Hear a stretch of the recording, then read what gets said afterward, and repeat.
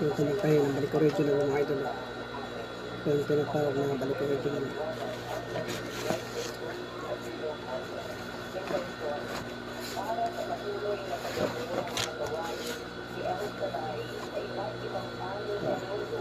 Yan ang mga idol. Yan ang mga idol. Yung balik original na tinatayin. Yan. Lalo na sa ilalim.